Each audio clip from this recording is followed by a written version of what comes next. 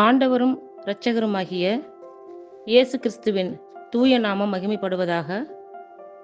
மத்தேயு எழுதிய சுவிசேஷம் 20ஆம் அதிகாரத்தில் உள்ள வசனங்களுக்கான விளக்க உரையை பல்வேறு தலைப்புகளில் நாம் இப்பொழுது சிந்திக்க இருக்கிறோம். திராட்சை தோட்ட வேலையாள்கள் உவமை. விண்ணரசை பின்வரும் நிகழ்ச்சிக்கு ஒப்பிடலாம். நிலக்கிழார் ஒருவர் தம் திராட்சை தோட்டத்திற்கு வேலையாள்களை அமர்த்த விடியற்காலையில் வெளியே சென்றார். அவர் நாள் ஒன்றுக்கு 1 தெனாரியம் கூலி என்று வேலையாள்களுடன் ஒத்துக்கொண்டு அவர்களை தம் திராட்சை தோட்டத்திற்கு அனுப்பினார். ஏறத்தாழ காலை 9 மணிக்கு அவர் வெளியே சென்ற பொழுது சந்தை வெளியில் வேறு சிலர் வேலையின்றி நிற்பதை கண்டார். அவர்களிடம், நீங்களும் என் திராட்சை தோட்டத்திற்கு போங்கள், நேர்மையான கூலியை உங்களுக்கு கொடுப்பேன் என்றார். அவர்களும் சென்றார்கள். மீண்டும் ஏறத்தாழ 12 மணிக்கும் பிற்பகல் 3 மணிக்கும் வெளியே சென்று அப்படியே செய்தார்.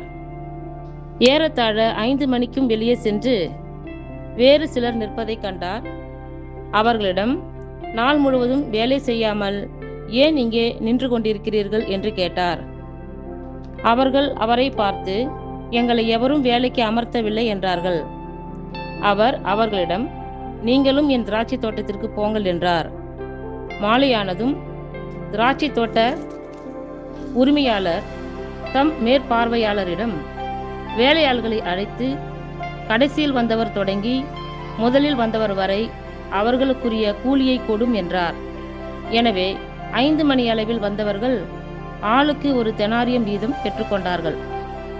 அப்போது முதலில் வந்தவர்கள் தங்களுக்கு மிகுதியாக கிடைக்கும் என்று எண்ணினார்கள். ஆனால் அவர்களும் ஆளுக்கு 1 தெனாரியமே பெற்றார்கள். அவர்கள் அதை பெற்றுக்கொண்ட போது அந்நிலக்கிழாருக்கு எதிராக முணுமுணுத்து, கடைசியில் வந்த இவர்கள் 1 மணி நேரமே வேலை செய்தார்கள். பகல் முழுவதும் வேலை பளுவையும் கடும் வெயிலையும் தாங்கிய எங்களோடு இவர்களையும் இணையாக்கி விட்டீரே என்றார்கள். அவரோ அவர்களுள் ஒருவரை பார்த்து, தோழரே, நான் உமக்கு அநீதி இழைக்கவில்லை. நீர் என்னிடம் 1 தெனாரியம் கூலிக்கு ஒத்துக்கொள்ளவில்லையா? உமக்குரியதை பெற்றுக்கொண்டு போய்விடும். உமக்கு கொடுத்தபடியே கடைசியில் வந்த இவருக்கும் கொடுப்பது என் விருப்பம். எனக்குரியதை நான் என் விருப்பப்படி கொடுக்க கூடாதா?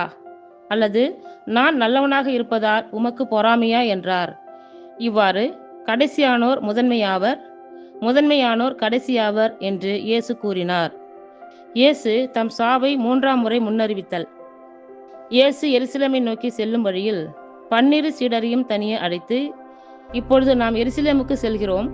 மானிட மகன் தலைமை குருக்களிடமும் மறைநூல் அறிஞர்களிடமும் ஒப்படைக்கப்படுவார். அவர்கள் அவருக்கு மரண தண்டனை விதிப்பார்கள். அவர்கள் அவரை ஏளனம் செய்து சாட்டையால் அடித்து சிலுவையில் அறையும்படி பிற இனத்தாரிடம் ஒப்படைப்பார்கள். ஆனால் அவர் 3ஆம் நாள் உயிருடன் எழுப்பப்படுவார் என்று அவர்களிடம் கூறினார். ஒரு தாயின் வேண்டுகோள்.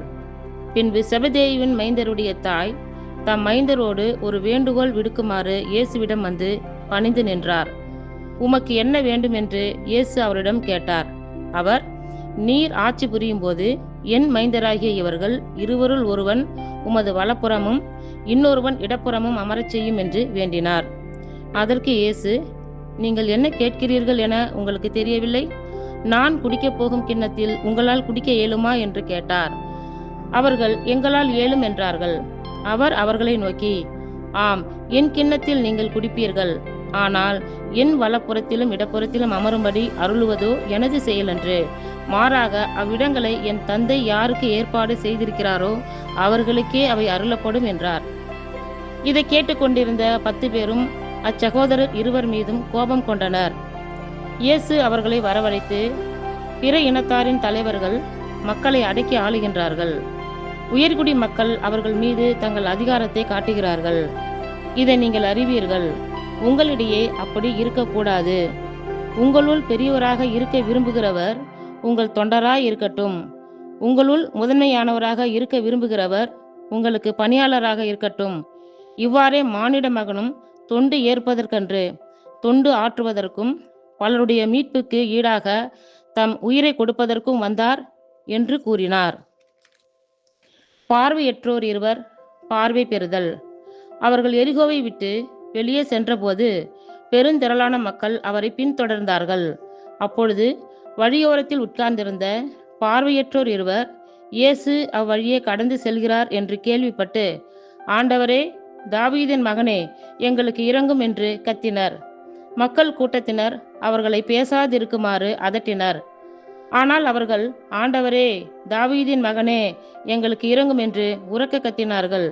இயேசு நின்று அவர்களை கூப்பிட்டு, நான் உங்களுக்கு என்ன செய்ய வேண்டும் என விரும்புகிறீர்கள் என்று கேட்டார். அதற்கு அவர்கள், ஆண்டவரே, எங்கள் கண்களை திறந்தருளும் என்றார்கள்.